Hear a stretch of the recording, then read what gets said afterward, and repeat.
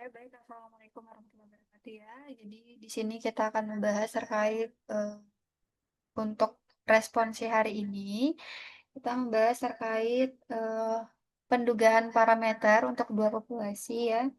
Di mana sebelumnya sudah kita bahas di perkuliahan untuk pendugaan parameter dua populasi. Jadi di sini ada ringkasannya ya. Untuk rataan satu populasi itu ada dua, di mana sigmanya diketahui. Kakak izin Kak Ya. Ila, Ade Luffy tadi lagi ke toilet Kak. Oh iya ya, baik ya. Ya, mohon maaf ya Kak. Ya boleh. Jadi untuk rataan satu populasi itu ada dua. Yang pertama sigma diketahui dan yang kedua adalah sigma tidak diketahui. Kalau sigma diketahui kita pakai Z, kalau tidak diketahui kita pakai T. Kalau Z berarti kita pakai sigma ya, kalau T berarti kita pakai S ya gitu ya. Lalu di sini juga dipelajari terkait proporsi satu populasi. Ini dijelaskan di pertemuan responsi 3 ya. Nah, untuk hari ini kita akan belajar nih terkait selisih rataan dua populasi ya, di mana juga sama sigmanya itu kita ketahui, berarti kita pakai Z, hanya saja ini adalah menggunakan dua populasi.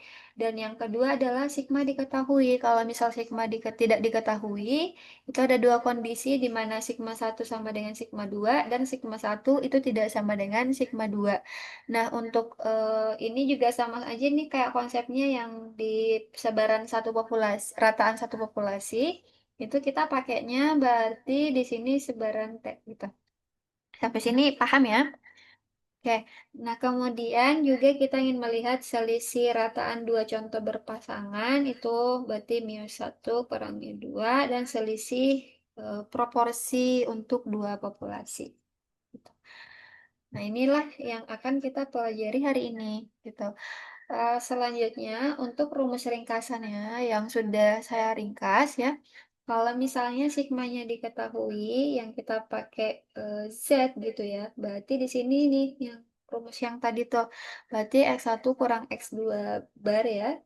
Kemudian Z alfa per 2 dikali dengan SE-nya gitu, standar errornya. Nah, lalu ini untuk perhitungan selang kepercayaan ya. Lalu sama aja ya yang tadi ini beda beda rataan gitu dari populasi. Kemudian ya sama aja ini cuma tandanya ya berbeda.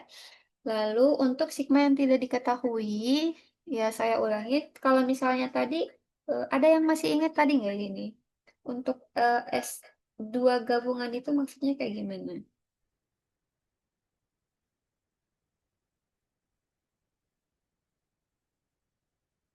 Berarti ini jadinya, oh, kalau tadi kita pakainya untuk S kuadrat dengan sigma satu sama dengan sigma diketahui itu pakai SP kuadrat ya.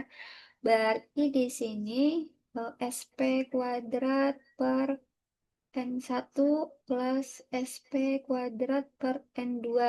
Nah, ini nih yang digunakan di formula di perkuliahan tadi. Nah, tapi kalau misalnya di responsi, kita menggunakan S2 gabungan. Nah, S2 gabungan itu sama aja kayak misalnya kita kali masuk aja di sini berarti S kuadrat gabungan per N1 dijumlahkan dengan S kuadrat gabungan plus N2. Bedanya kalau S kuadrat gabungan itu dihitungnya pakai ini nih.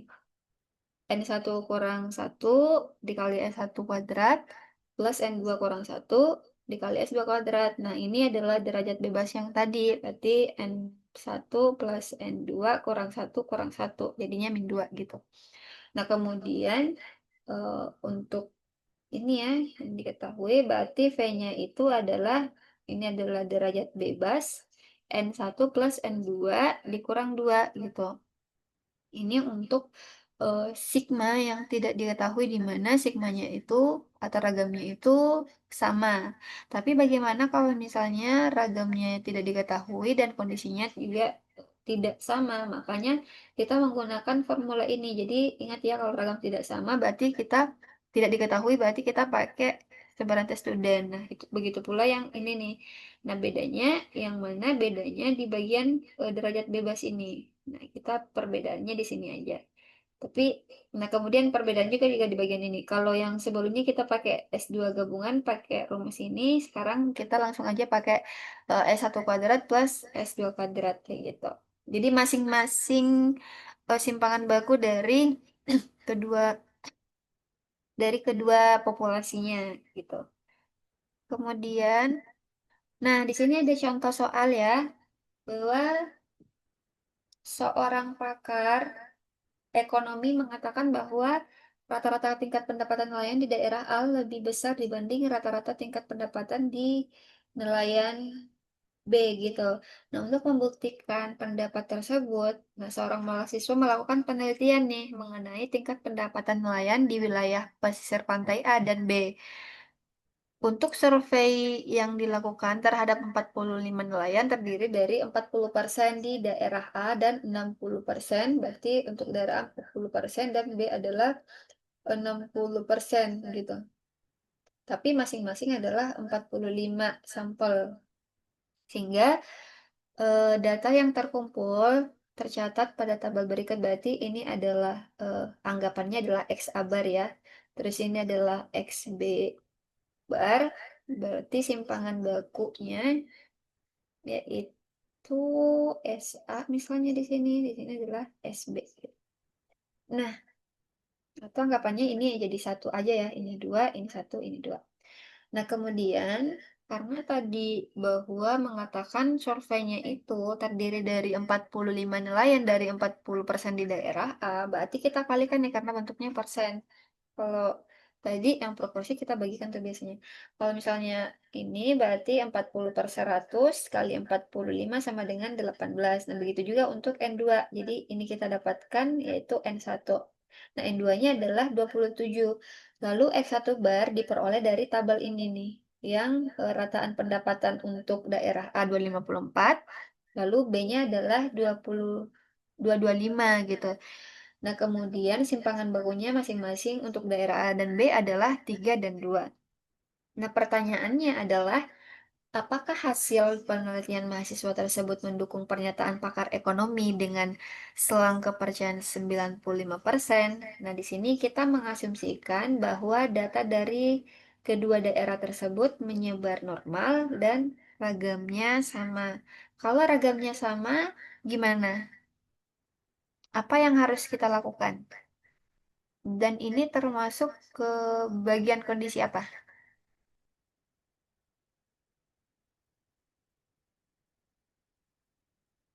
Ada yang bisa jawab ya?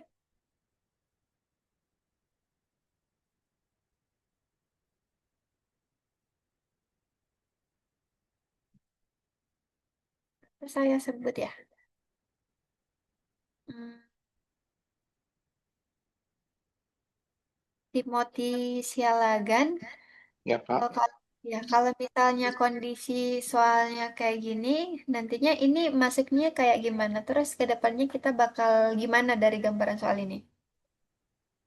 Bisa dijelaskan nggak? Dari pemahaman kamu aja gitu, dari eh, pembahasan yang sudah kita bahas sebelumnya. Pak, di dulu kan. Gimana?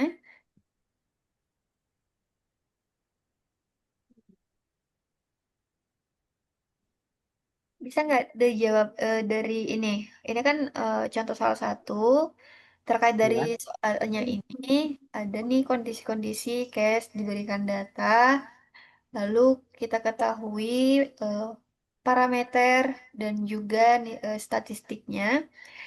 Nah, ditanyakan ini nih penelitian dengan melihat selang kepercayaan 95%. Terus asumsinya ragamnya sama. Kalau misalnya dilihat dari soal ini, mungkin kalau misalnya kamu mengerjakan soal yang seperti ini, nanti ke depannya kayak gimana? Kayak mungkin gambaran dari soal ini yang kamu pahami itu kayak gimana sehingga mungkin kamu akan melakukan A, B, atau C dari eh, konsep-konsep sebelumnya gitu. Oke, tes dulu. Iya.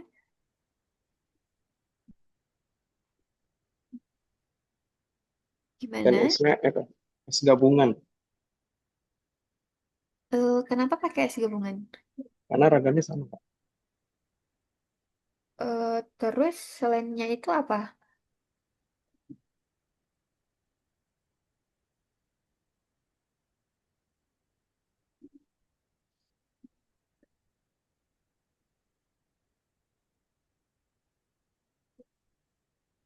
Terus satu orang lain lagi ada yang mau jadi volunteer, mungkin kayak bahas pemahaman kalian terhadap soal ini. Jadi nanti ke depannya ada gambaran gitu. Kalau misalnya kerja soal yang mirip-mirip kayak gini, jadi lebih paham gitu. Ada yang mau jadi volunteer satu orang?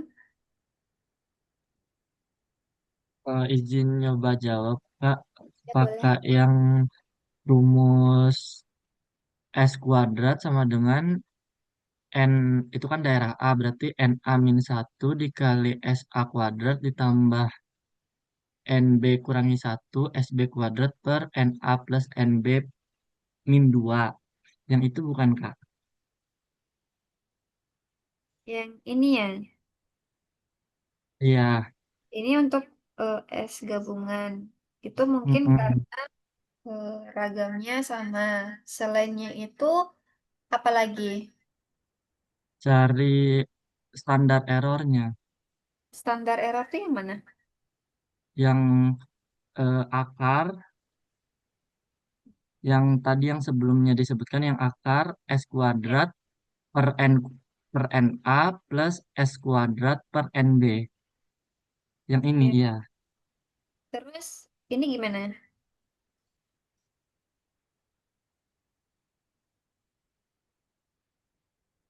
Hmm, Kita pakai T kalau gimana? pakai uji T kalau ininya sudah diketahui. Apa sih tadi itu? Apanya? Ayo yang diketahui. Tadi yang sebelum Kalau misalnya ragamnya diketahui, kita pakai apa? uji T. PZ, A, Mbak. PZ, Kak. Z. Ya, jadi kalau misalnya ragamnya diketahui, kita pakai uji Z gitu. Ini kan dari datanya apa? Yang diketahui cuman X bar, yang diketahui cuman simpangan baku. Ragamnya kan nggak diketahui dalam soal, sehingga eh, berarti kita pakainya apa?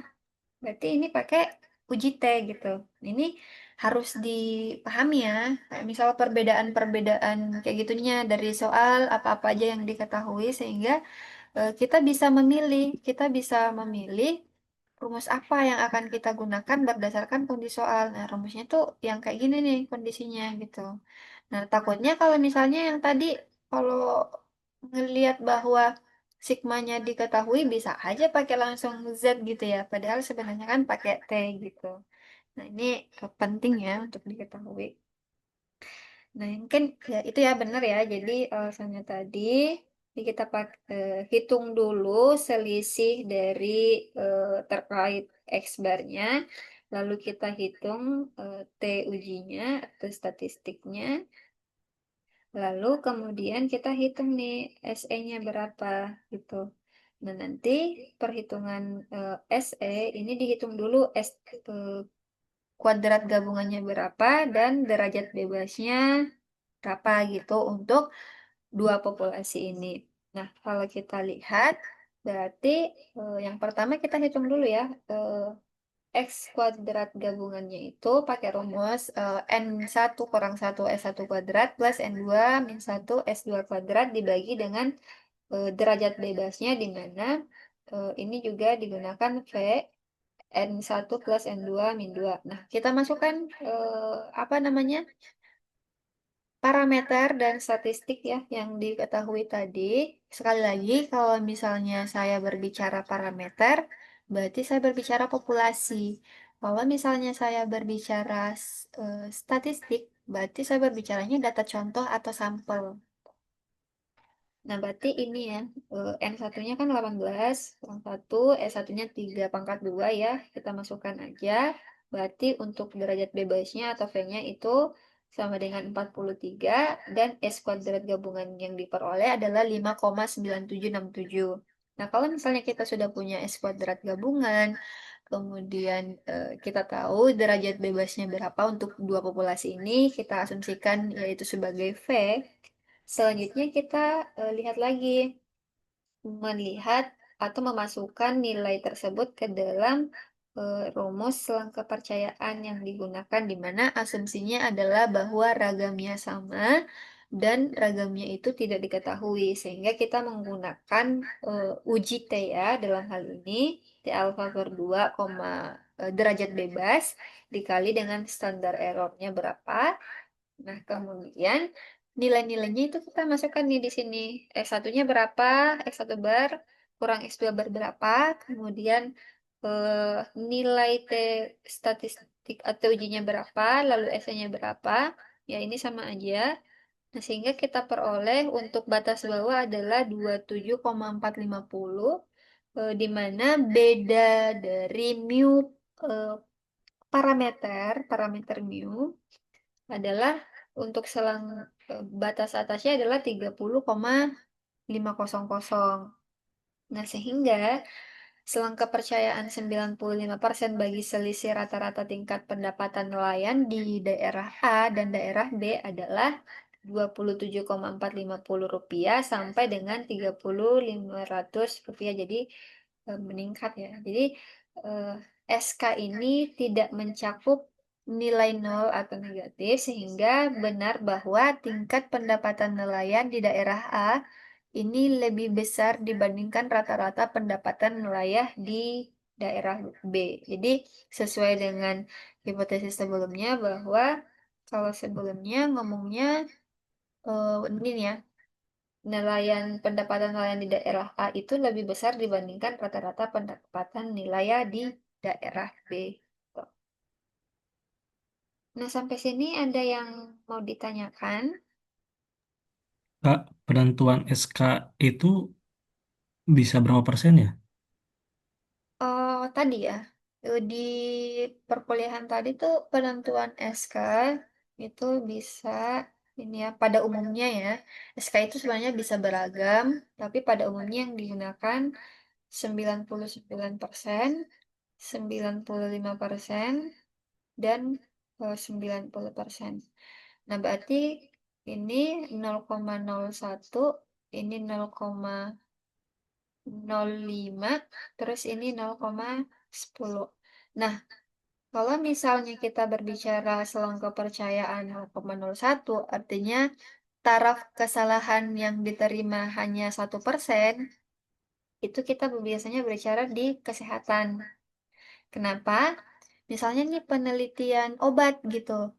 Obat kan biasanya kayak ini ya, berpengaruh atau langsung berdampak gitu dalam kesehatan. Sehingga kita ada kehati-hatian dalam penelitian ini. Makanya kita biasanya untuk kesehatan tuh pakainya taraf kesalahannya tuh cuma 1%. Taraf kesalahan tuh artinya kayak error dalam penelitian atau kesalahan yang bisa diterima dalam penelitian itu kecil banget, cuma 1%. Kalau misalnya untuk penelitian sosial atau dalam masyarakat gitu ya, kayak misal sensus penduduk atau misalnya apa gitu yang ingin dilihat penelitiannya, mungkin kayak ini ya, saya mengajar di sekolah A misalnya. Terus saya menerapkan pembelajaran yang sebelumnya tidak digunakan dalam sekolah itu. Nah, kesalahan penelitian saya yang saya gunakan itu cuma 5% karena ini berkaitan dengan masyarakat, pendidikan, sosial, atau yang seperti itu semacamnya. Tapi kalau misalnya taraf kesalahan lebih besar lagi, yang biasanya digunakan juga 10%, tapi pada umumnya lebih banyak digunakan yang ini nih. Ini untuk kesehatan, ini untuk masyarakat, pendidikan atau sosial kayak gitu. Paham nggak ya? Paham, Kak. Terima kasih. Oke. Nah, ada lagi yang mau ditanyakan? Kak, izin. Ya. Berarti terkait dengan standar error itu tuh juga harus sesuai dengan teori apa yang kita pakai nantinya kan, kalau misalkan mau menganalisis sebuah penelitian itu. Ya, betul. Terus gimana? untuk menentukan baiknya tuh gimana Kak? Maksudnya eh baiknya standar error yang digunakan itu antara yang 5% atau 10%-nya itu Kak. Kalau misalkan di ke apa penelitiannya terkait dengan bidang sosial. Jadi kalau misalnya penelitian, mungkin maksudnya adalah terap signifikannya gitu ya. Kan kalau Oh eh, iya benar. Ah, itu nah maksudnya. yang terap signifikan itu bicaranya yang ini nih, T alfa per 2, P gitu. Kalau misalnya kita berbicara apa sih namanya selang kepercayaan, kalau misalnya saya penelitiannya sosial, mungkin contohnya apa kalau sosial? Mungkin di sosial ekonomi ya Kak, misalkan kita mau meneliti sebuah produk terkait dengan keputusan konsumen gitu Kak. Kalau misalnya kita berbicara Eh, ya, Contoh kayak misalkan kalau di bidang marketing nih Kak ya, ya. terkait dengan pemasaran gitu. Eh, kita mau meneliti terkait dengan antara harga dengan brand image terhadap suatu keputusan dari customer untuk niatan pembeli antara apa sebuah produk itu Kak gitu loh. Jadi contohnya yang tadi ya, kalau misalnya penelitian terkait produk konsumen, di mana di sini masuknya ke marketing pemasaran, itu kira-kira pakai SK berapa? Jadi eh, biasanya pakai ini ya, 95% atau 0,05 ya. Kenapa? Karena biasanya yang paling umum digunakan untuk sosial, ya pastinya pakai ini nih, yang 95%. Pendidikan juga kayak gitu, yang kayak tadi nih, yang kayak misal penerapan pembelajaran metode pembelajaran baru di sekolah itu pasti Hmm. selalu pakai 5%. Tapi bagaimana? Nah, kalau misalnya mau pakai 10%, ini menurut saya agak kurang apa ya? Ini taraf kesalahannya lebih besar dibanding 0,5. Sehingga hasil yang lebih baik tentunya yang kita inginkan adalah 95%. Tapi gimana kalau pertanyaannya Kak, saya pengen pakai 99 deh biar apa namanya taraf kesalahan dari penelitian saya itu semakin kecil. Ya boleh-boleh aja gitu. Sebenarnya nggak ada batasan kalau mau pakai 95, 99 atau 90.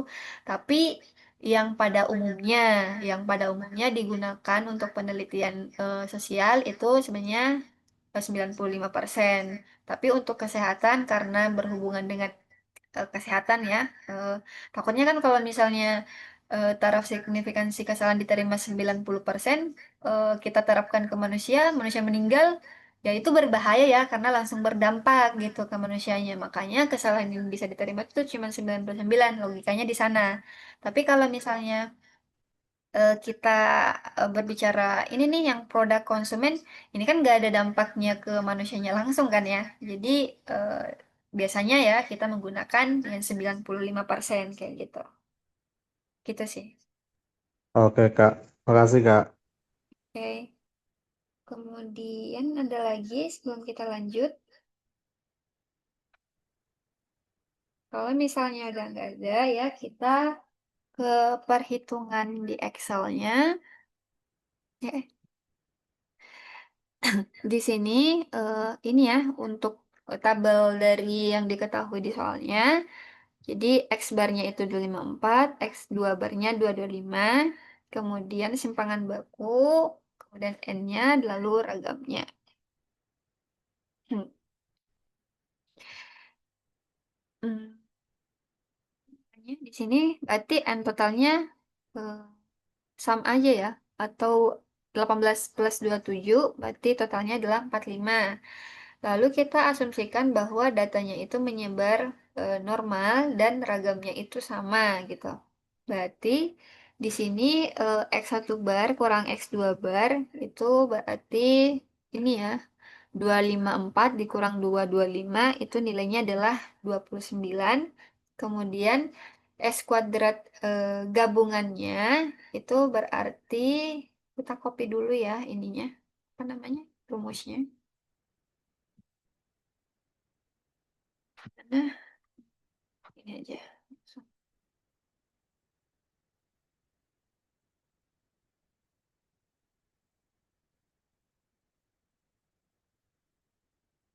Berarti kalau S kuadrat gabungan ada yang bisa ini? Ada yang bisa apa namanya? Ngomong untuk rumus Excelnya saya sisa ini aja. B2 B2 dikurangi 1, ya yang C2 dikali C2 kali C2 kuadrat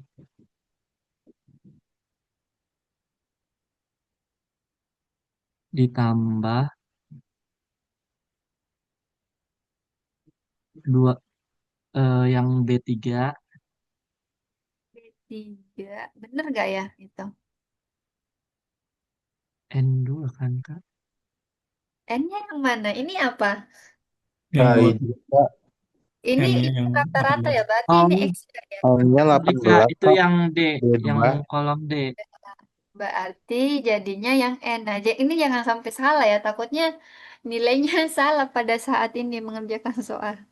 Berarti Maaf N Kak, D2 dikurang 1 ya, dikali dengan simpangan Ya, bakunya nah, ya, 2, kuadrat terus plus ditambah ini ya. 27 Hmm, oh, dikurangi kurang 1 1.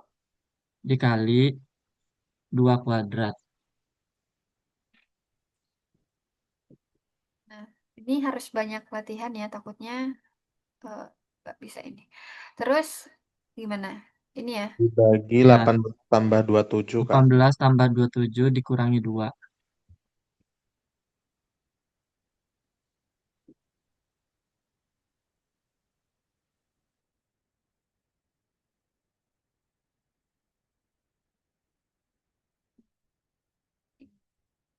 Berarti ini ya, terus dikurang 2.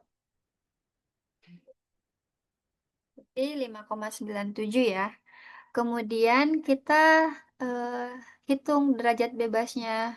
Oh, di sini derajat, derajat bebas bahasa Inggrisnya degree freedom. Kemudian berarti derajat bebasnya berapa? 18 tambah 45 kurangi 27. 2. Kurang C12 sih. D3 kurang 2. Berarti 43 ya. Terus alfanya berapa? Tadi signifikansi kesalahan yang kita terima 5% ya. Berarti Ya, 0,05. Terus karena ragamnya itu tidak diketahui, di mana eh, sehingga kita menggunakan sebaran tes student, di mana alfanya itu berarti 0,05. Berarti di sini alfanya 0,05 T alfa ya anggap aja sama dengan T 0,05 bagi 2 berapa? 0,025. 0,025. 0,0 ya itu harus diingat ya 0,025 kemudian P-nya berapa? 43. 43. 43. Nah, sehingga di sini kita menggunakan sama dengan T inverse. Ini kira T inverse ini pakai 2T atau T inv aja? 2T ya, Kak? 2T. Kenapa pakai 2T? Karena dibagi 2. Apanya dibagi 2? Alpanya. Salah ya, Kak? Kan Dua gabungan, Kak. Hmm. populasi. Ya, ya betul juga sih. Tapi di sini karena kita pakai 2 populasi, jadi Kedua pakainya populasi. 2T ya. Nah, kemudian probabilistiknya berapa?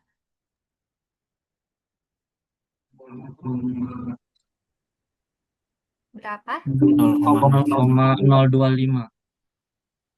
0,025. 0,05 deh. 0,05. Mm. Iya, jangan salah ya, probabilistiknya itu dilihat dari selang kepercayaan gitu. Berarti Ya, di Kak. sini 0,025. 0,05. 5. Degree freedomnya berarti 43 tuh. Karena Ya, dikurang 2 kan, 2 populasi. Nah, makanya nilainya sekian nih. Terus, ya anggapannya gitulah caranya ya. Terus saja. Terus kita nyari S kuadrat gabungan. Nah, S kuadrat gabungan dikali 1 per, nah artinya kita nyarinya yang ini nih, yang belum akarnya ya. Berarti kita nyarinya S kuadrat gabungan dikali 1 per N1 plus 1 per N2. Berarti sama dengan S kuadrat gabungan yang mana yang ini ya. Ya. Ya, S Yang itu. kuadrat dikali berapa? Lalu 1 per 18 tambah 1, 2 per 7. 18 ditambah 1/27, Kak. 18 heeh, ditambah 1/27. Ya, ini ya, berarti 0,5. Nah, caranya karena akar berarti pakai apa? SQRT Terus nilainya yang mana? 0,55 itu. Nah, Nah, jadi jawabannya caranya kayak gitu. Kemudian kita menentukan batas bawah. Nah, batas bawahnya karena kita sudah punya X bar ya. mm-mm. Bentar. Di sini kita sudah punya selisih dari rataan, kemudian T statistik atau nya. Lalu di sini ada SE-nya misalnya. Nah, kita langsung aja masukkan ke rumus untuk mencari batas bawah. Rumus untuk mencari batas bawah berarti itu sama dengan apa? Ini ya, X1 bar kurang X2 bar dikurang dengan T alfanya, berarti yang ini dikalikan dengan kuadrat gabungan yang ini ya, yang udah ada eh, apa akar. akarnya gitu. Nah, itu juga sama nih yang kayak ini. Berarti kita pakai ini, tapi bedanya penjumlahan. Lalu eh, apa? Plus. Dikali Terus 2,0, ya, terus dikali dengan akar. 0,74. ya. Jadi nilainya ini ya, 27. Jadi batas bawahnya 27,499.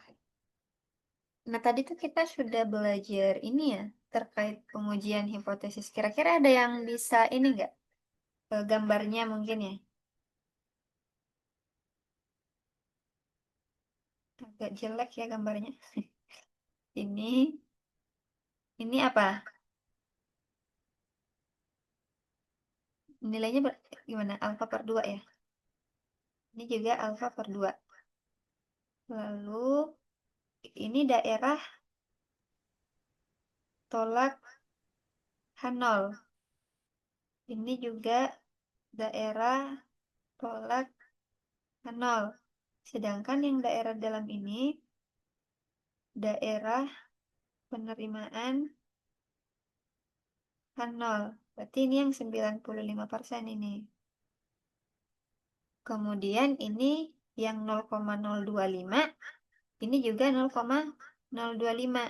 Kalau kita totalkan, ini jadi 0,05 gitu. Makanya yang di luar ini yang jadi taraf kesalahan yang bisa diterima gitu ya. Kemudian ini jelek banget gambarnya. Lalu kemudian alfa per 2 berapa tadi ya batas bawahnya? Berarti 27,49. 27,49. Terus yang ini berapa? 30,5. Ya ini nanti bulatkan aja ya. Misalnya di sini 27,50 gitu. Berarti di sini 30,5 gitu ya. Nah, berarti kalau misalnya kita lihat eh, T alfanya itu kan 2 2 ya. 2 berarti di bagian sini nih misalnya. Di bagian sini ya. T-nya berarti 2,016. Nah, 2,016 itu kan kurang dari 27,49. Nah, berarti kita apa? Menerima atau menolak H0? Menerima. Menerima. Kenapa menerima? Menolak. Kan di sini di daerah Oh, yang di luar menolak ini deh. tolak H0. Nah, di dalam adalah terima H0. Jadi sehingga karena nilainya ini kan di sini nih, ini nih yang ini nih yang 2,016, ini 27,9. Ini kan kurang kan dari Oh. 9. Makanya ini masuknya ke daerah penolakan H0 gitu. Itu caranya ya, ngebaca gitu. Bagaimana daerah-daerah itu bisa ditolak atau diterima. Nah, ini penting ini karena pasti akan keluar di soal ujian. Em, Kemudian sampai sini ada yang mau ditanyakan nggak?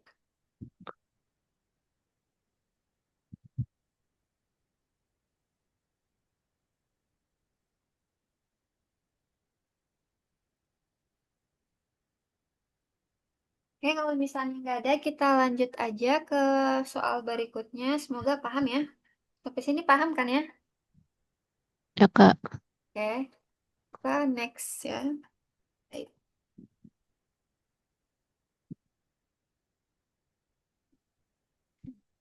Nah, contoh 2. Seorang pakar ekonomi mengatakan bahwa rata-rata tingkat pendapatan nelayan di daerah A itu ya sama aja. Soalnya yang ini dengan sebelumnya. Bedanya di sini adalah asumsinya ragamnya itu tidak sama. Kalau ragamnya tidak sama, ragamnya juga tidak diketahui, berarti apa? Kita nggak pakai S gabungan lagi ya, kayak sebelumnya gitu. Iya, betul. Ya, terus kita juga pakai uji T, Ya, student. student. Kenapa? Ya karena ini kan ragam tidak diketahui. Lalu pakai ini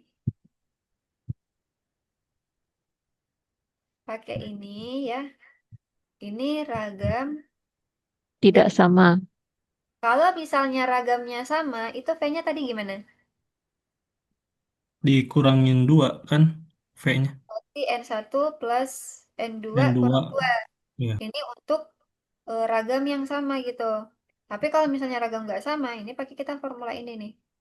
Nah, nanti ingat aja sih salah satunya aja yang paling mudah ingat ini aja. Nah, ini nanti lihat di rumus-rumus yang dicatat atau di cheats-nya gitu ya. Kalau misalnya ujian. Nah, ragamnya kan tidak sama nih. Berarti kemudian juga ragam tidak diketahui pakai T. Ya, kemudian sama aja. Ini nilai parameter dan statistiknya. Ada yang masih ingat kalau parameter kita berbicara terkait Populasi. Populasi. statistik kita berbicara terkait Sampel. Sampel. oh, Contoh-contoh. oke, betul ya. Jadi itu nggak boleh dilupakan. Boleh ini. Nah, yang pertama kita cari dulu ya. Kalau tadi untuk ragamnya sama, kita cari S gabungannya dulu. Tapi kalau misalnya ragamnya itu tidak sama, kita cari dulu nih P-nya atau derajat bebasnya gitu ya. Ini S1 kuadrat plus S2, ya ini kita masukkan aja langsung substitusi ya nilai-nilai yang diketahui tadi. Ini harusnya bisa ya.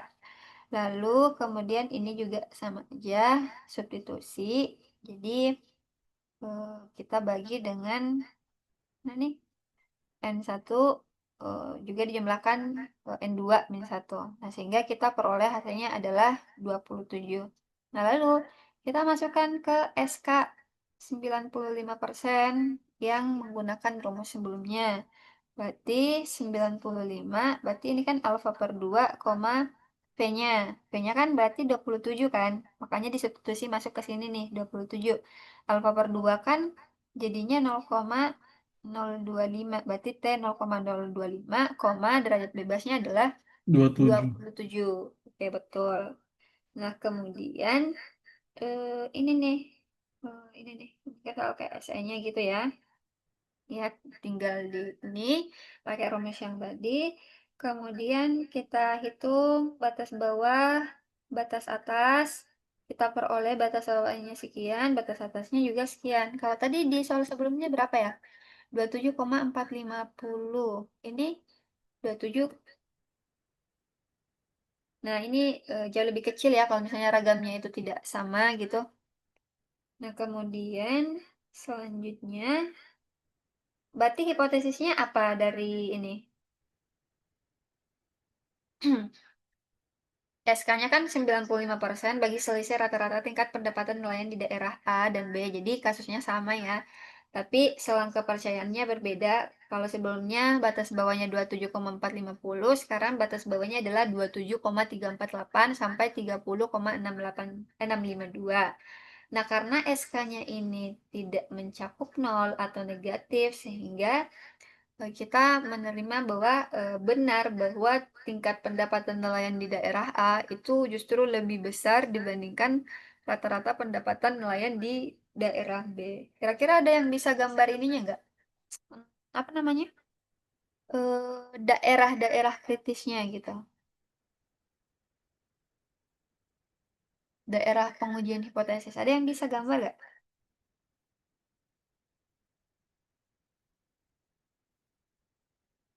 Atau mungkin, oh ya, ini siapa nih?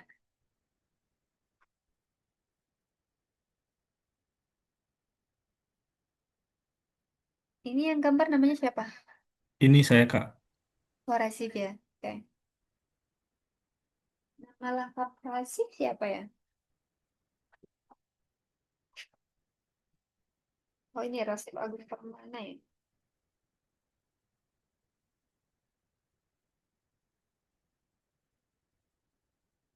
Oke, dilanjutin aja ya. Abis itu dijelaskan gimana maksudnya.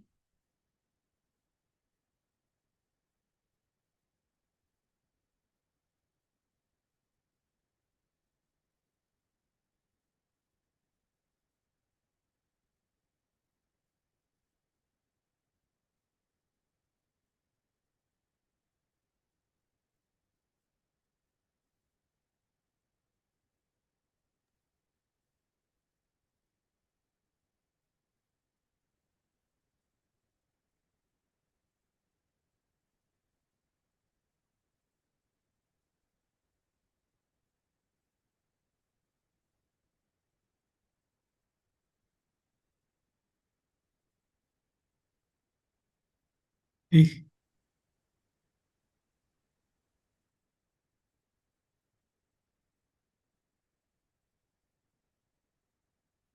Mana Rasif?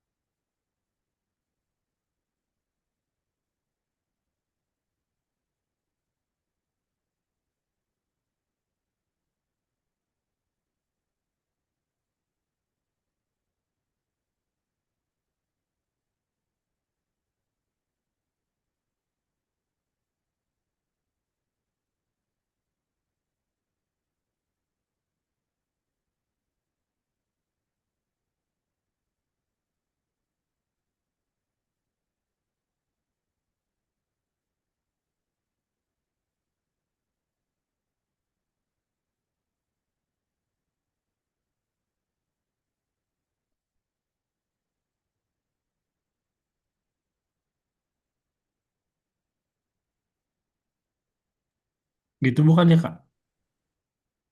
Dijelasin ke teman-temannya kali ya. Ya ini kan batas bawahnya udah ketemu ya. Area yang ini tuh di titik 27,348. Terus yang batas atasnya kan 30,652. Kemudian untuk area yang tengah ini kan ada 95% nih yang apa? SK-nya ya. Berarti itu kan di apa? H0-nya diterima berarti kan ya yang tengah ini. Sementara sisi luarnya itu adalah ketika H0 ditolak yang kanan kiri. Terus melihat dari angka si T-nya ya, itu kan ketahuan di sini 2,05. Di sini berarti kan 2,05 ini berada di bawah dari 27,348 atau batas bawahnya. Gitu ya Kak ya?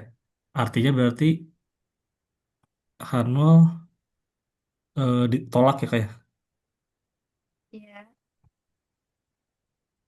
berarti ada ini ya. terdapat peningkatan gitu. Benar kalau misalnya peningkatan nilaian di daerah A itu lebih besar dibandingkan dengan rata-rata tingkat pendapatan nelayan di daerah B. Kalau misalnya hasilnya nolnya diterima gimana ininya? Gimana kira-kira asumsi kesimpulannya gitu, interpretasinya? Apa yang disebutkan gitu di dalam soal, dalam kesimpulannya misalnya? Hmm, apa ya? Atau yang lain kalau misalnya ada yang tahu boleh. Ini kan kalau misalnya H0-nya ditolak, ini nih katanya benar bahwa tingkat pendapatan nelayan di daerah A lebih besar dibandingkan rata-rata tingkat pendapatan nelayan di daerah B. Kalau misalnya H0-nya diterima, kalimatnya kayak gimana? Itu penting juga ya untuk merumuskan kayak gitu.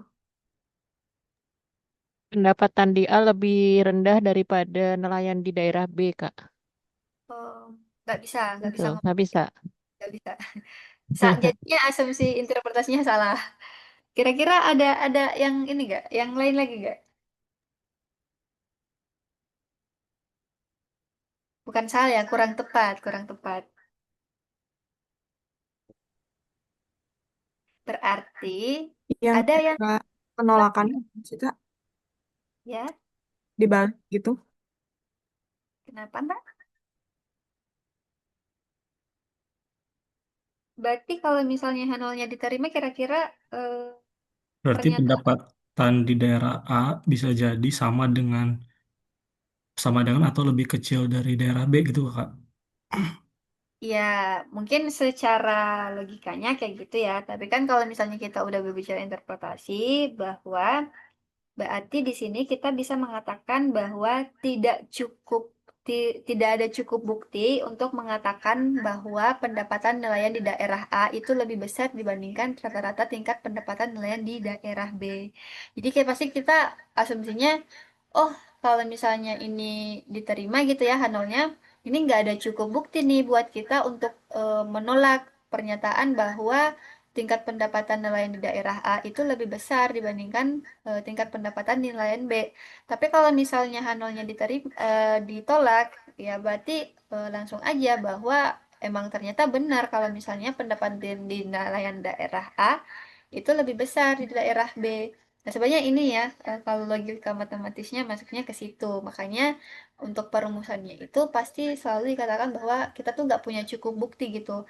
Karena kan kalau misalnya berbicara kontradiksi dalam matematika ya, kalau misalnya ada sebuah pernyataan, ada kontradiksi misalnya bahwa pernyataannya itu salah, berarti kita ngomongnya bahwa kita tuh nggak punya cukup bukti gitu lah. Kalau misalnya menolak pernyataan itu bahwa pernyataan itu salah gitu, kayak gitu. Kira-kira paham nggak ya? Oke, Paham, Kak? lanjut. Oke, ya, lanjut ya. Ini Mas, siapa tadi namanya? Boleh dihapus dulu nggak ya? Nih. Maaf, Kak. Ini cara hapus gimana? Bentar. Ini nih yang bagian apa sama kita ya? Ada tanda kayak sampah gitu loh.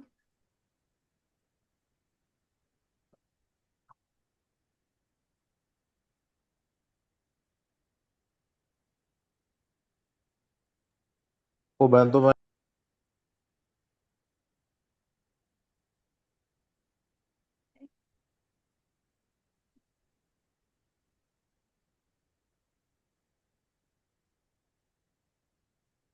Ini Mas, yang bagian ini nih belum.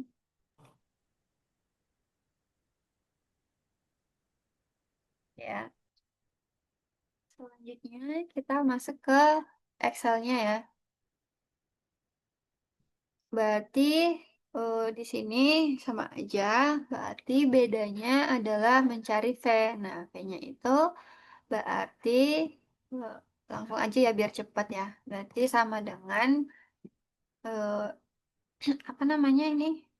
S1 kuadrat dibagi dengan N1 ya. Lalu plus S2 kuadrat itu dibagi dengan N2. Lalu kita kuadratkan dibagi dengan apa? Hmm, Banyak juga nih. 1 3. Berarti ini ya, 3 kuadrat per 18 dikuadratkan 14 kita kuadratkan lagi, per dibagi ya. oh oh ya Ada dibagi balas kurung nggak sih? Nggak dalam usah. kurung kan Dibagi dengan itu berapa ya? oh ya 18 dikurang 1 18 kurang 1. Oh, berarti dijumlahkan ya. Ya, Ini berarti apa? 2 kuadrat per 2 27 kuadrat. Per dalam kurung N2 dikuadratkan dikuadratkan ya. Terus dibagi dibagi 27 kurang 1 kurang 1. Kok jadi minus? kayaknya itu apa kurung-kurungnya deh Kak kemungkinan Iya, Iya, kurung-kurungnya bisa kayak kurang. jadi. Hmm, Ini aja deh. Ini kita pakai ini. Kita hitung yang awal dulu biar nggak salah kayak gitu ya.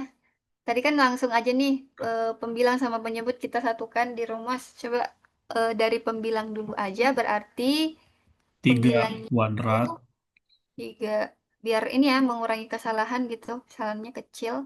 Berarti ini 18 8 iya betul ya. ya Terus ini 2 kuadrat dibagi per 27 itu 2 dikuadratkan Kak oh belum ya C3-nya.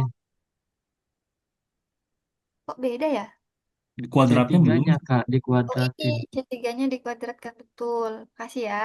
Berarti ya, Iya, sama-sama. ya.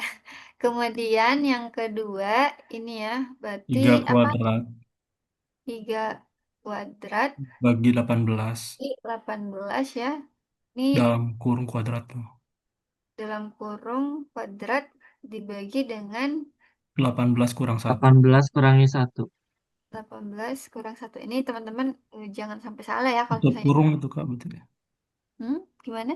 itu Ditutup, tutup kurung dulu ya Iya, ditutup, tambah nah nanti. itu baru ditambahin iya betul. 2 Berarti kuadrat ini dibagi 27 kuadrat dibagi berapa? 27 ya. 27 Terus tutup kita kurung kuadratkan lagi. kuadratkan Terus dibagi dibagi eh, 27 kurang 1 ya, ya betul ya. Nah, nanti kalau misalnya udah ada nih pembilang dari V, pembilang nyebut dari V, nah kan tadi yang sebelumnya kita langsung aja tuh ya, kayak masukin formulanya pembilang penyebut, tapi agak salah tuh. Nah, untuk mengurangi kesalahan kayak gitu, kita bagi dua aja. Kita hitung dulu pembilangnya berapa, lalu penyebutnya berapa, kemudian kita bagikan nih, begini, kayak gini. Nah, berarti 27 nilai V-nya adalah 27,0157 gitu. Kemudian alfanya 95%, 0,05. Kemudian T alfanya berarti alfanya kan 0, berarti T 0,025, V-nya adalah kira-kira V-nya berapa nih kalau misalnya ini kan 27,01 ya. Jadinya V kira-kira berapa? 27 atau kita bulatkan ke atas? bulatkan ke atas kayaknya Kak Hmm. Atau coba kita pakai 27 aja ya misalnya di sini ya. Kita lihat bedanya kalau pakai 27 atau pakai 28. Tapi harusnya tetap ada desimal sih. Kita nggak perlu pembulatan. Sehingga nanti di sini alfanya T inverse. Di sini pakai T inv aja, nggak pakai 2T, berarti dia pakainya 1 min. Kalau pakai 2T berarti gimana? Kalau misalnya pakai 2T berarti apa rumusnya? Sama dengan T in, kita lihat ya bedanya. 2T, kemudian probabilistiknya berapa? 0,05 0,05, degree freedomnya misalnya kita pakai 27 ya. Nah, sama aja ternyata. Berarti kita nggak membulatkan ke atas ya. Karena di sini cuma 0,01 nih, berarti kita tetap pakai 27 aja gitu ya. Karena nilainya sama nih kalau misalnya kita cuman pakai T inverse, nggak pakai 2T gitu ya untuk dua populasi, Kita pakainya 1 kurang nih, 1 kurang B13 dibagi 2. Kemudian kenapa bagi 2? Karena ini ada 2 arah gitu loh, 2 arah dan 2 populasi. Makanya 1 min nilai probabilistiknya berapa, lalu degree freedomnya berapa gitu ya. Paham ya? Kemudian selanjutnya untuk perhitungan akar ini, berarti ini yang bagian SE-nya kalau nggak salah ya. Betul ya? Masih ingat yang bagian ini nih? Bagian ini. Ini ya. Itu saya kirimkan ya. Kok gitu sih? Nah, ini nih 0,8 ya hasil dari ini. Kemudian selanjutnya untuk batas bawahnya berarti kita pakai aja rumus yang sebelumnya kita masukkan ke dalam batas bawah ya. Berarti X1 bar kurang X2 bar. Kemudian di apa ya? Dikurang ya. Kalau batas bawah dikurang dari T-nya Eh, 2,05. 0,025. Iya, terus dikalikan dengan B-nya 27. 0,80. Ya. Iya. Terus batas bawah berarti X1 bar kurang X2 bar di plus Tambah. T4 lalu dikali 0,8 ya, kayak gitu. Harusnya bisa ya. Nah, kemudian kita peroleh ini sama ya yang sebelumnya. Selanjutnya selisih rataan 2 contoh berpasangan.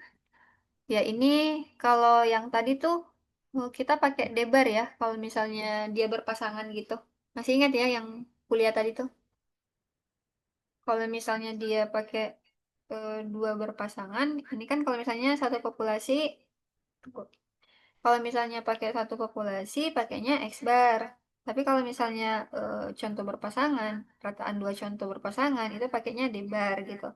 Berarti di sini pakai SD, standar deviasi, karena di sini kita pakai uji T gitu ya. Karena selisih rataan 2 contoh berpasangan pasti selalu pakai sebaran T gitu. Eh, Nah, untuk contohnya itu biasanya intinya ada sebelum dan sesudah, tapi untuk populasinya sama aja gitu. Tapi waktunya berbeda, orangnya sama, waktunya beda. Ini berat badan ya mirip ya untuk kasus contoh di apa namanya di soal perkuliahan tadi, misalnya kita dapat debar, kita dapat standar deviasi, N-nya berapa, nah, baru kita masukkan ke SK-nya. Ini ada rumusnya yang menggunakan dua contoh berpasangan. Jadi teman-teman ini kalau misalnya pengen lihat soal itu diteliti dulu soalnya ini masuk kemana gitu loh. Kalau misalnya ragamnya diketahui, berarti kita pakai sebaran set. Kalau misalnya ini nih populasinya sama, kemudian eh, sampel yang digunakan juga sama, akan tetapi ada 2 kondisi, ada sebelum dan sesudah, berarti kita pakai berpasangan. Tapi kalau misalnya ragam tidak diketahui, berarti kita pakai uji T. Nah, kalau misalnya berpasangan ya pasti pakai uji T juga gitu loh. Gitu, gitu. Nah, nanti untuk Excel-nya juga ini ya sama aja pakai yang contoh soal 3. Ini mungkin nggak usah saya jelaskan ya karena sama aja kayak tadi nih. Sebenarnya ngulang sih sebenarnya. Sama aja tapi bedanya kita ngitung debar gitu. Terus pakainya uji T. Nah, kemudian selanjutnya karena waktunya agak mepet ya. em, Selanjutnya terakhir nih, oh enggak, ini sama aja. Berarti, oh ya beda. Ini yang proporsi untuk 2 populasi. Kalau proporsi kita, kalau misalnya tadi ya ragam tidak diketahui, kemudian sampelnya berpasangan, kita pakai uji T. Uji T misalnya ragam tidak diketahui, kemudian eh, 2 rataan sampel berpasangan. Tapi kalau misalnya uji set, tuh ragam tidak diketahui dan proporsi gitu. Itu ya pakai Z-nya. Lalu kita pakai rumus ini sama aja ya. Bedanya ini yang 2 proporsi. Lalu taraf nyatanya 5%, 95% nih SK-nya. Lalu kemudian kita masukkan, ini adalah parameter dan statistiknya. Kita masukkan dapat nih beda proporsi antara dua populasi ya. Batas bawahnya 0,07. Ini tidak mengandung 0 ya, sehingga tidak mencakup negatif, mengklaim bahwa calon X ini lebih disukai dari daerah pusat. Nah, untuk Excel-nya nanti saya kirimkan ya, jadi bisa dieksplor sendiri. Ya, ini sama aja. eh, Pakainya ini N-nya sekian, P-nya proporsinya sudah ditentukan, berarti 275 bagi 500 ya, untuk menentukan proporsi itu. Berarti kemudian ini juga sama, lalu kita kurangkan untuk ini yang dikurangkan itu yang ini ya, ini tuh P head gitu. Ini berarti P1 head, P2 head gitu. P1 head berarti kita berbicaranya statistik. Kalau N bicaranya populasi gitu. Kemudian ya kita dapat ya nilai-nilainya. Nanti pakai Z ya untuk proporsi ini. Nah, kita peroleh batas bawah, batas atas ya sama aja caranya. Mungkin rumusnya aja yang berbeda. Nah, kira-kira sampai sini ada yang mau ditanyakan nggak?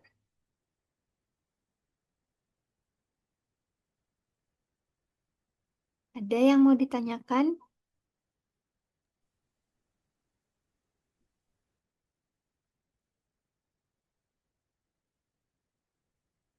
Atau mungkin ini ya, ada sejauh ini ada nggak satu orang yang bisa ngerangkum kira-kira eh, pemahamannya terkait pembahasan materi hari ini? Gitu.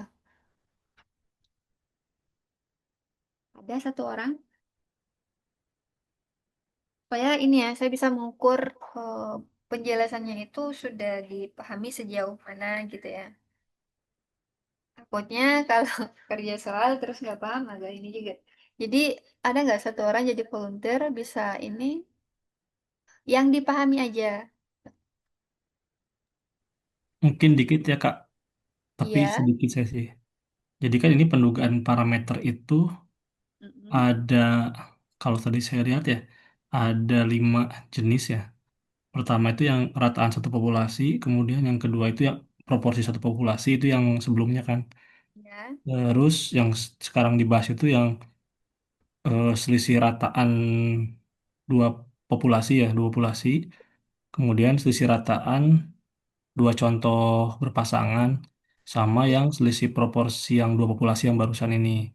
Nah, rataan satu populasi itu kan ada sigma yang diketahui dan yang sigma itu tidak diketahui. Kalau sigma diketahui, maka Z-nya itu menggunakan Z ya.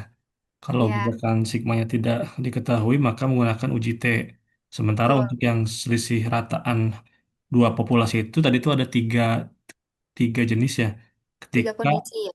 eh, ketika sigmanya itu diketahui, kemudian yang kedua sigmanya tidak diketahui, tapi ragamnya itu sama ya, ragam Iya. satu sama ragam dua sama. Terus yang ketiga itu sigmanya tidak diketahui, ragam satu dan ragam kedua itu berbeda.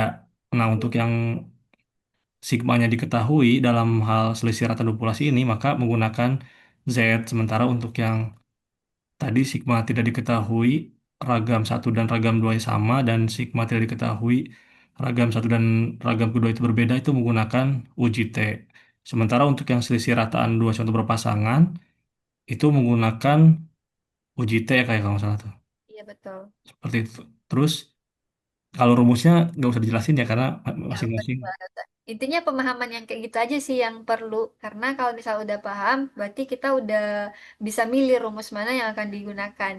Nah, kira-kira yang lain pemahamannya sama nggak kayak gitu? Atau gimana? Ada yang lain? Terima kasih ya Razif ya. Sama-sama Kak. Ada yang lain nggak? Atau mungkin semuanya sudah memahami sama yang dipahami oleh Razif?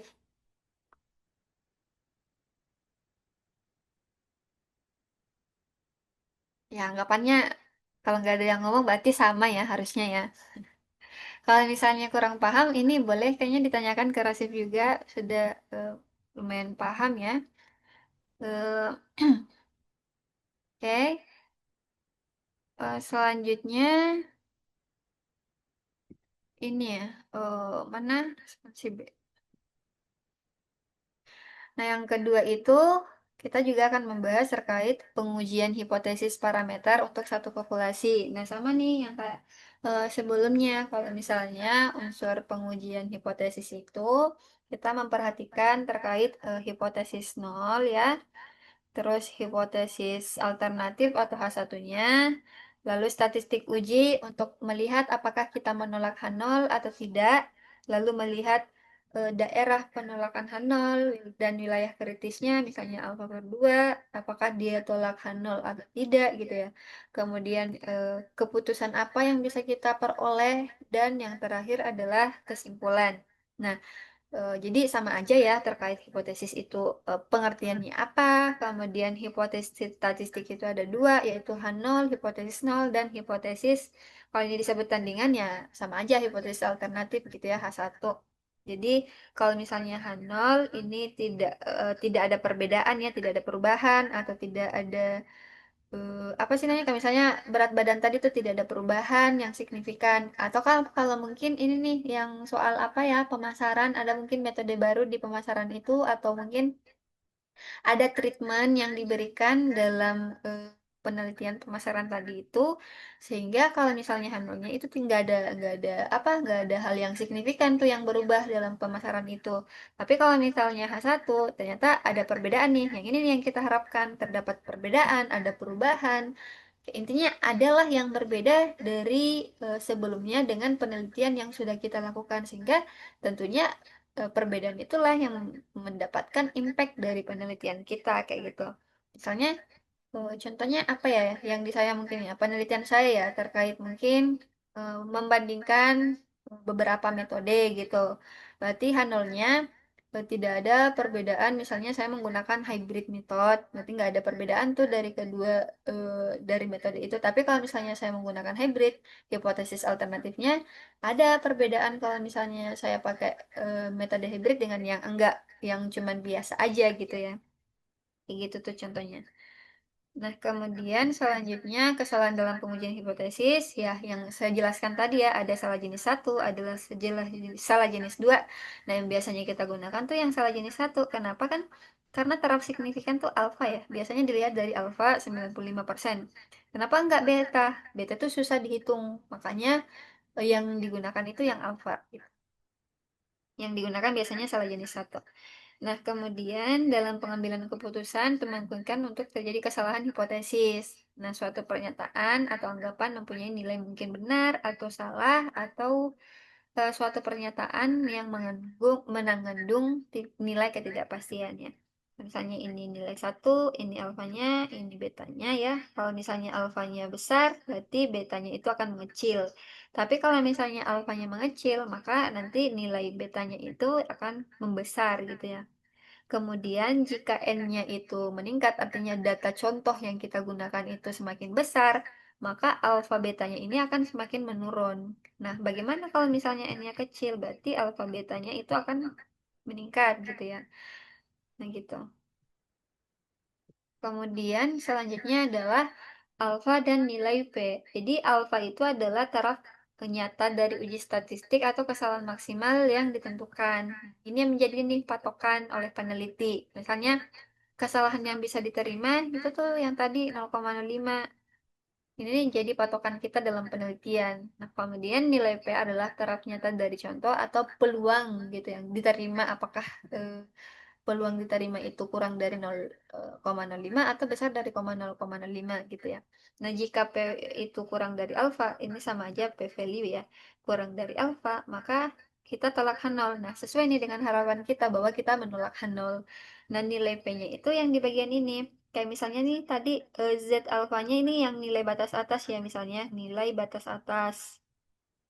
Berarti ZH-nya apa? Berarti ini adalah nilai statistiknya, Z statistiknya gitu ya. Nah, harapannya berarti kalau misalnya di batas atas, nilai ini lebih besar daripada eh, nilai batas atasnya gitu. Kalau misalnya dia di bawah, berarti harapannya dia lebih kecil dari nilai sini gitu. Paham ya sampai sini? Kemudian nilai P adalah peluang statistik uji pada daerah kritis ketika H0 benar. Nah, ini nih maksudnya nih, nilai P ini berada di daerah kritis. Kemudian kan H0-nya benar tuh kayak gini nih, H0 tolak H0. Tolak H0 ini juga tolak H0. Makanya anggapannya kalau misalnya di sini nilai statistiknya itu kurang dari nilai batas atas, nilai kritisnya misalnya berada di sini, ya berarti kita nggak punya cukup bukti bahwa kita menolak pernyataan H0-nya gitu. Kayak gitu maksudnya. Selanjutnya, jadi pengujian hipotesis ya sama aja kayak sebelumnya ya. Ada rataan satu populasi, sigma diketahui dan tidak diketahui. Kemudian proporsi satu populasi. Nah, untuk pertemuan sekarang ini kita berbicaranya yang ini dulu nih. Karena kan sebelumnya kita menduga parameter dua populasi, tapi sekarang ini yang kita bahas adalah pengujian hipotesis. Pengujian hipotesis yang digunakan dibahas ke depannya adalah untuk satu populasi dulu, di mana tetap ada sigma diketahui dan sigma tidak diketahui. Berarti ini pakai Z, ini pakai T gitu. Selanjutnya, rataan suatu populasi di mana sigmanya diketahui, makanya kita pakai statistik ujinya adalah ZH ya.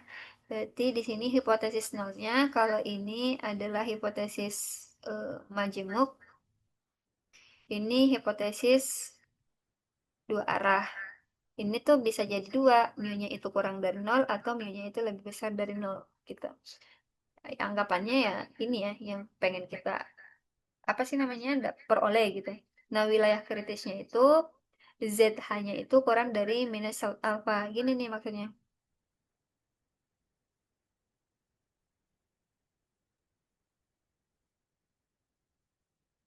Berarti ini misalnya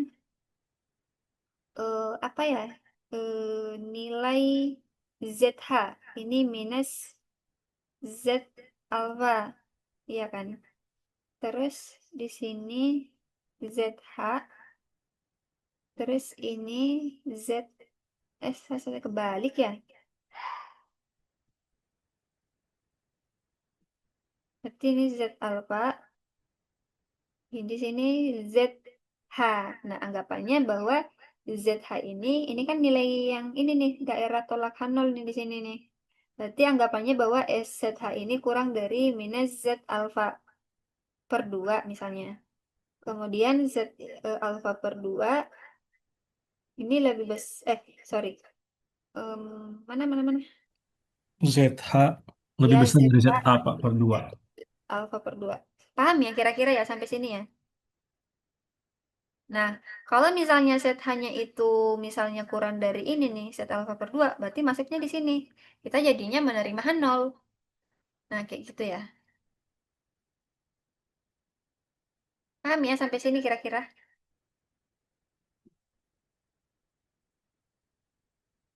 Kalau misalnya sudah paham, lanjut. Di sini ada contoh ya, penghasilan per bulan karyawan. Diambil sebanyak 16 contoh, berarti mu-nya, sorry, X bar mu-nya itu adalah berapa? 1 juta ya. Kemudian X barnya adalah 1.200.000. Ini kan rata-rata. Nyatakan bahwa sudah memiliki penghasilan. Berarti ini yang jadi mu-nya gitu yang akan masuk ke hipotesis gitu. Nah, berarti simpangan bakunya ini 600.000. Berarti 16 ini adalah N-nya gitu ya. Nah, kita masukkan nih. Berarti hipotesis nolnya adalah mu kurang dari sama dengan 100.000 karena di sini pimpinan perusahaan menyatakan bahwa seluruh karyawan memiliki penghasilan di atas 1.000. Nah, kita ingin membuktikan yang ini nih. Nah, kemudian selanjutnya adalah wilayah kritisnya itu adalah tolak H0 jika ZH lebih besar dari Z alfa ya. Ini Z alfanya 1,645 karena pakai 5%. Berarti selanjutnya karena ZH, ini kalau misalnya tandanya gini, ini eh, apa ya, tail apa upper ya?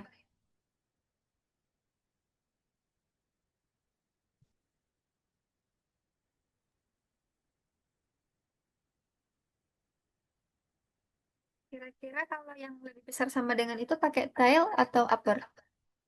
Maksudnya daerahnya itu di kanan atau daerahnya di kiri? Salah satunya gitu. Upper, Kak. Oke ya. Oke. Kemudian karena ini nih eh, Z hanya itu kurang dari alfa ya, 1,33 kurang dari 1,64, maka kita gagal untuk menolak nol.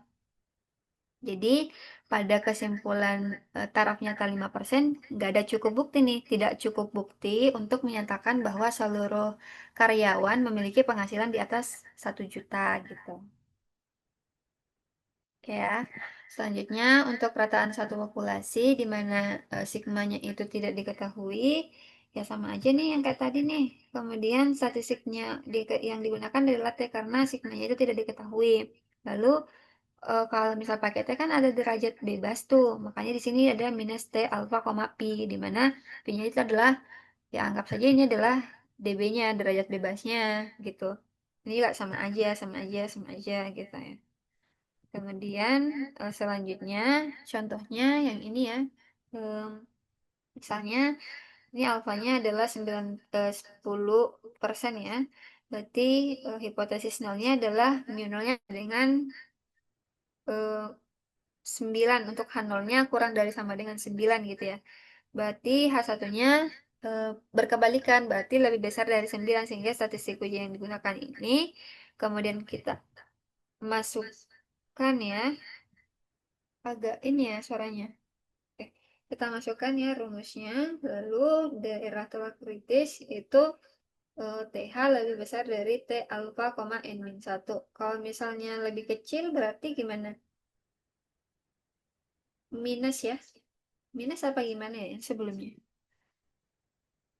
Oh, TH ya. Berarti yang minusnya itu TH kurang dari minus T alfa N-1 gitu ya. Kita pakai ini nih, ini atau ini. Tapi karena TH-nya itu adalah 0,75 bernilai positif, maka ini kita gunakan yang daerah kanan. Nah, berarti TH-nya itu kan 0,755 ya. Ini apa? Lebih besar dari T alfa N-1, 1,33. Eh, enggak ya. Harusnya Lebih kecil, 0,7 Lebih Kak. kecil, Kak. lebih kecil. 1,33. Berarti tidak cukup bukti ya, karena ini kan harusnya asumsinya lebih besar ya. Tapi kan pada nyatanya ini ternyata kurang dari. Berarti kita apa? Tidak menolak H0.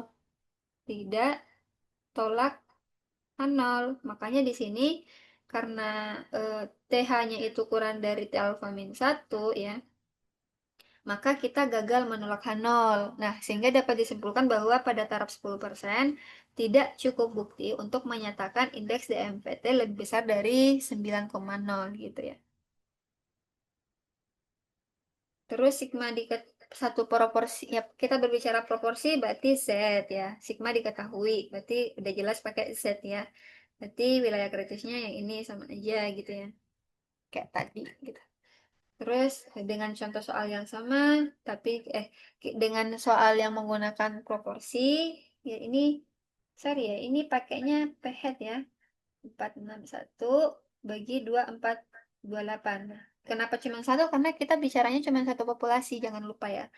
Kemudian, ini nilainya 0,18 ya, terus nolnya, lalu pakai Z ya, masukkan aja. Kemudian ini, lalu kita tolakkan nol. Kenapa tolakkan nol? Karena 5,501 itu lebih besar dari 1,64 gitu ya. Ini lebih besar dari nilai ini. Sehingga karena tolakan nol bahwa kita memiliki cukup bukti tuh untuk menyatakan bahwa memang lebih dari 15% laki-laki usia 7 sampai 12 tahun mengalami obesitas kayak gitu. Nah, mungkin itu ya. Ada yang mungkin yang ingin ditanyakan sampai sini?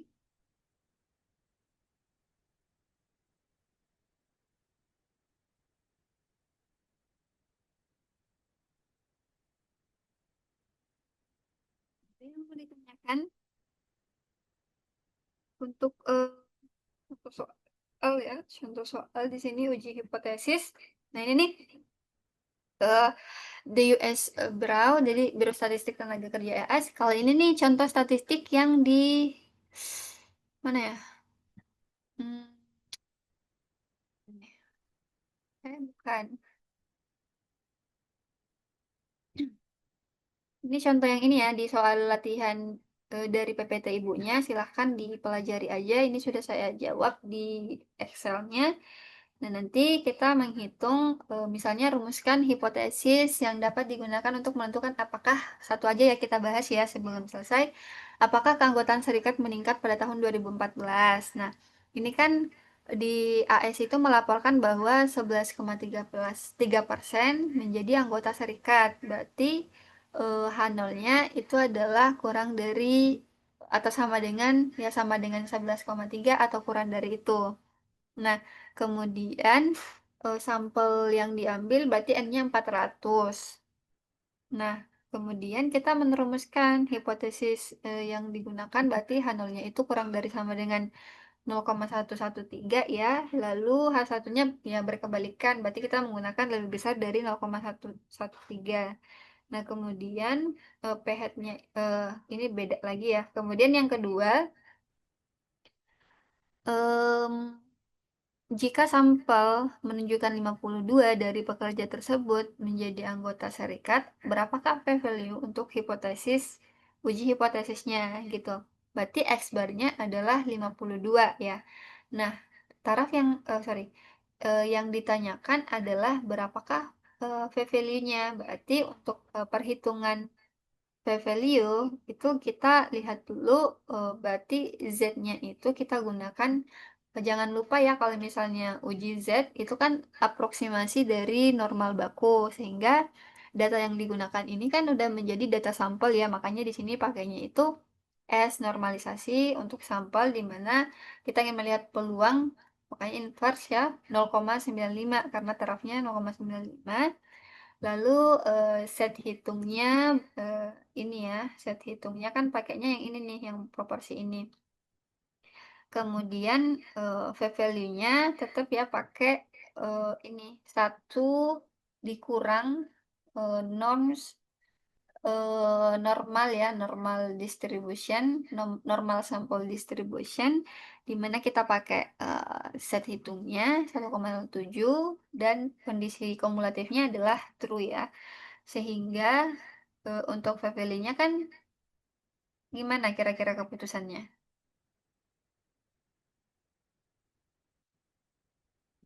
P-value-nya itu kan lebih besar dari 0,05 ya.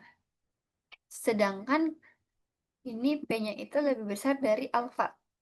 Sedangkan hal yang kita inginkan adalah P-nya itu kurang dari alfa. Nah, sehingga makanya di sini kita gagal tolak H0 gitu. H0 gagal ditolak. Nah, sehingga kita juga lihat dari Z hitungnya 01,07, di mana untuk daerah Z tabelnya adalah 1,64, 1,07,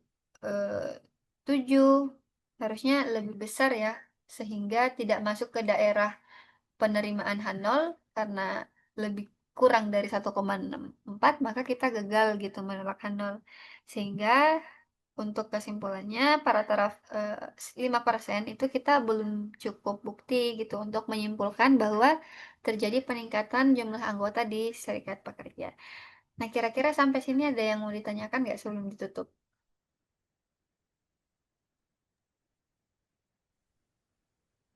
Pak mau nanya, Ya. kalau ujian itu nanti kita dikasih tahu tabel T-nya gitu atau nanti pengerjaannya pakai Excel semua ya, Kak? Kalau misalnya nanti ya, sebenarnya saya juga kurang tahu ya. Setahu saya pernah menanyakan nih kemarin terkait ujiannya itu gimana. Ternyata kata ibunya esai gitu ya ujiannya. Nah, kalau esai harusnya ada bantuan ya menggunakan software. Kita pakai Excel gitu. Tapi kalau misalnya nggak ada, cuman cheat sheet, ya berarti harus eh, lihat tabel gitu ya, tabel apa namanya, tabel T maupun tabel set gitu. Tapi ya seharusnya menggunakan Excel sih ya, karena kan praktikumnya kita pakai Excel, masa ujiannya nggak pakai Excel gitu ya, gitu sih Mbak. Nanti saya tanyakan aja ke Prof. Anik ya, apakah menggunakan Excel atau justru pakai lihat tabel aja gitu ya. Gitu sih, Mbak. Izin, Iya. kalau dari pengalaman kakak waktu itu gimana? Kebetulan ini nih saya pertama nih ngambil yang S2 Business Management. Jadi seharusnya sih sebelumnya pakai Excel ya Mas ya, karena untuk praktikum sebelumnya juga tetap pakai Excel gitu. Jadi setahu saya dari pengalaman apa sih namanya asisten praktikum sebelumnya itu menggunakan cheat sheet dan juga pakai Excel gitu. Jadi ada dua, pakai cheat sheet. Cheat sheet itu dipakai untuk rumus, apa nulis tuh kayak summary-summary rumus yang dipakai apa aja. Itu biasanya cuma satu lembar HVS. Bentar ya. Oke kak. Cuma satu lembar HTS. HP. Astagfirullah. HVS. Terus kemudian yang ini apa sih namanya? Cheat sheet satu lembar HVS. Terus kita pakai software untuk ngitung-ngitung gitu. Biasanya sih kayak gitu ya. Cheat sheet-nya ini yang menyediakan dari dosen atau masing-masing bikin sendiri sih, Kak? Biasanya sih masing-masing bikin sendiri ya. Gitu. Oh, oke. Jadi tergantung mahasiswanya sekreatif apa menuliskan apa materi ke dalam satu lembar HVS. Tapi tergantung sih kalau misal tahun ini nggak pakai cheat sheet ya alhamdulillah misalnya open book gitu ya. Ini PJ-nya nanti tanya aja ke Prof. Anik. Nanti ujiannya open book, cheat sheet apa gimana gitu, Bu. Kalau bisa Terus kak, propose ke Excel aja kak, biar enak. iya, kalau misalnya gitu propose ke Excel, habis itu ini apa sih namanya? Biasanya pakai cheat sheet gitu ya. Kayak gitu sih.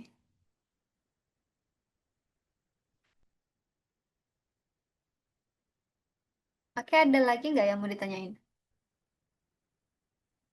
Tapi jangan lupa ya di ini juga kalau misalnya jangan cuman terfokus ke Excel, kita juga lihatnya ke tabel, lihat apa pembacaan tabelnya itu kayak gimana. Mudah kok itu. Ada lagi nggak yang mau ditanyakan?